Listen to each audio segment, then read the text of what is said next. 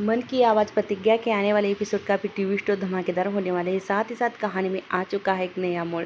यहाँ पर प्रतिज्ञा कृष्णा के गले लगकर रोने लगती है और कहती है कि कृष्णा, मेरी वजह से तुम्हें कितना कुछ मतलब सुनना पड़ता है, घर वालों का ताने, और मेरी वजह से सब कुछ मेरी वजह से हो रहा है।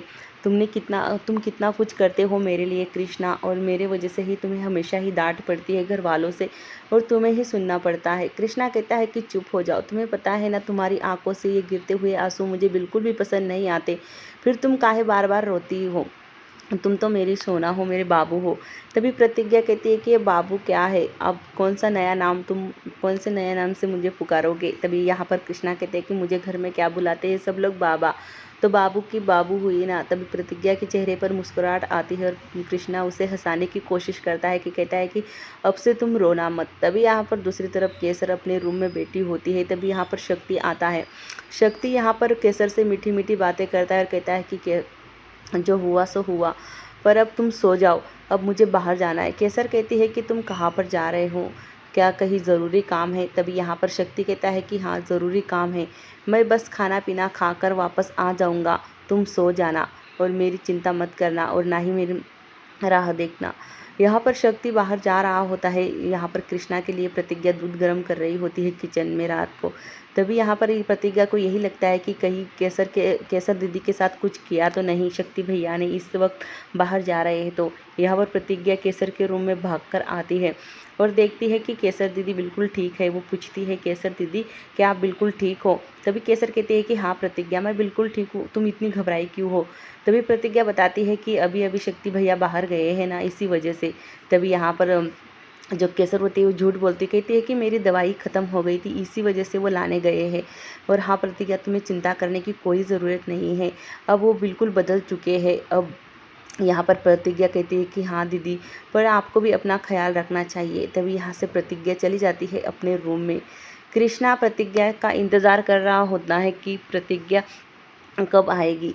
तभी यहाँ पर कृष्णा कहता है कि प्रतिज्ञा, मुझे तुमसे एक बात पूछनी थी। तभी प्रतिज्ञा कहती है कि हाँ कृष्णा, पूछो ना, क्या बात है? कृष्णा कहता है कि तुम मुझसे कितना प्यार करती हो प्रतिज्ञा? प्रतिज्ञा कहती है कि बहुत ज़्यादा करती हूँ। तभी यहाँ पर प्रतिज्ञा भी पूछती कि कृष्णा, तुम मुझसे कितना प्यार करते हो? तभी यहाँ पर कृष्णा कहते हैं कि मैं बहुत ज़्यादा तुमसे प्यार करता हूँ और तुम पर आग बनकर विश्वास भी करता हूँ। तभी प्रतिज्ञा से फिर से कृष्णा पूछता है, क्या तुम भी इतना मुझसे प्यार करती हो? यहाँ पर प्रतिज्ञा कहती है कि हाँ कृष्णा, मैं तुमसे बहुत प्यार करती हूँ और बहुत बहुत ज़्यादा करती हूँ। तभी कृष्णा कहता है कि मैं जो कहूँगा वो करोगी? तभी प्रतिज्ञा कहती है कि हाँ, तुम जो कहोगे मैं वो ही करूँगी। तभी कृष्णा कहता है कि देखो लेना, तुम्हें करना ही होगा, तुम अब कह रही हो ना, तो तुम्हें ये बात मतलब मुझे कर कर दिखानी ही होगी। तभी प्रतिज्ञा कहती है कि आखिर कौन सी बात है जो मुझे तुम करवाने के लिए कह रहे हो, बताओ तो सही। तभी कृष्णा कहता है कि देखो, अपनी बात से मुकरना मत, तुमने कहा है कि मैं जो कहूँगा तुम्हें वो करना पड़ेगा। तभी यहाँ पर कृष्णा जाता है और अपनी एक शर्ट लाता है और प्रतिज्ञा से कहता है कि ये तुम्हें शर्ट पहननी होगी। प्रतिज्ञा कहती है कि बस इतनी सी बात, शर्ट पहनना तो ही है। तभी पर कृष्णा कहता है कि नहीं, बस खाली शर्ट ही पहननी है। प्रतिज्ञा आती है, शर्ट पहनकर आती है और कृष्णा के सामने खड़ी हो जाती है।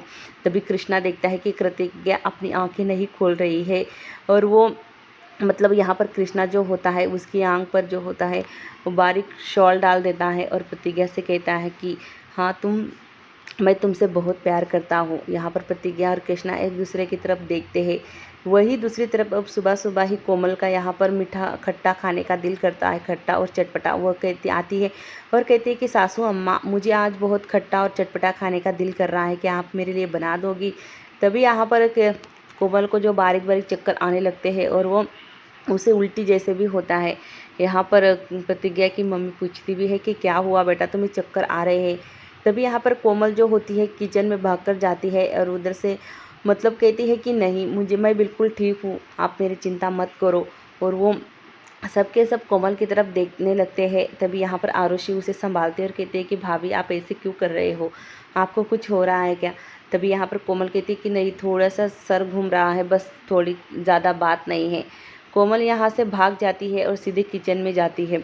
किचन में जाने के बाद सब लोग कोमल की तरफ देखते हैं। कोमल किचन से निकलती है तो उसके हाथ में नींबू होता है। वो नींबू खाने लगती है। तो लोग यहाँ पर समझ जाते हैं कि ज़रूर कोई खुशखबरी ही होगी। यहाँ पर आदर्श की दादी मम्मी और सब लोग जो होते हैं वो हंसने लगते हैं और कहते हैं कि देखा माँ जी, कोमल ने हमें खुशखबरी दी है और हमारे घर में बहुत ही जल्द नन्हा मुन्ना मेहमान आने वाला है। तभी आदर्श बाहर आता है।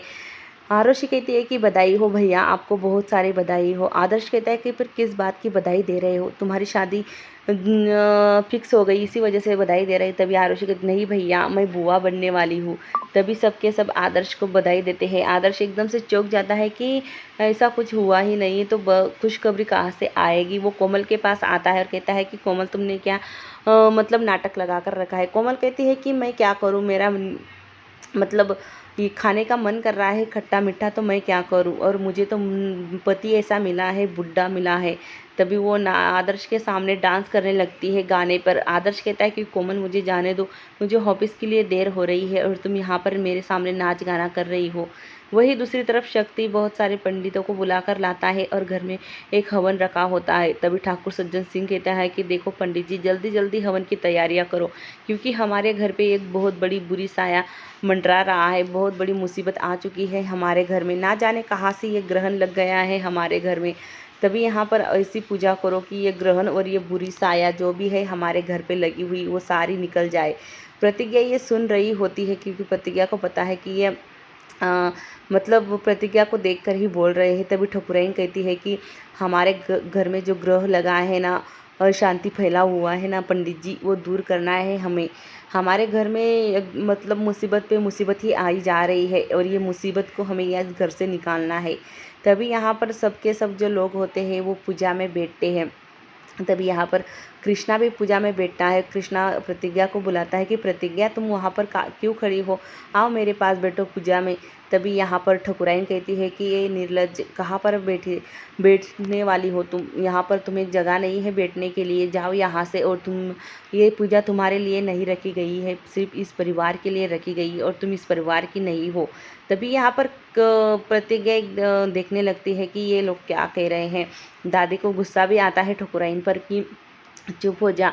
तभी यहाँ पर जो प्रतिज्ञा के ससुर होते हैं ठाकुर सज्जन सिंह, वो कहते हैं कि हाँ, ये तुम नहीं बैठ सकती इस पूजा में, तुमने तो पूरा बंदोबस्त किया था अपनी सासू अम्मा और अपने जेठ को जेल की हवा खिलवाने के लिए। अब तुम इस पूजा में नहीं बैठ सकती, क्योंकि तुम ही खुद एक ग्रहण हो और मतलब एक बुरा साया हो, फिर भी तुम इस पूजा में क्यों बैठ रही हो। तभी यहाँ पर कृष्णा अपनी अम्मा से कहते हैं कि अम्मा तुम चुप बैठो, जब देखो तब बकबक करती रहती हो, भगवान के सामने बैठी हो फिर भी इतनी अनाप शनाप बातें किए जा रही हो। प्रतिज्ञा इस पूजा में नहीं बैठेगी तो मैं भी नहीं बैठूंगा, समझ में आया ना तुम्हें। तभी यहाँ पर जो ठाकुर सज्जन सिंह होता है वो कहता है कि तुम तो अपनी बीबी के ही चमचे निकले, यहाँ पर जब देखो तब प्रतिज्ञा प्रतिज्ञा करते रहते हो, कभी तो अपने माँ बाप की भी बात मान लिया करो बाबा।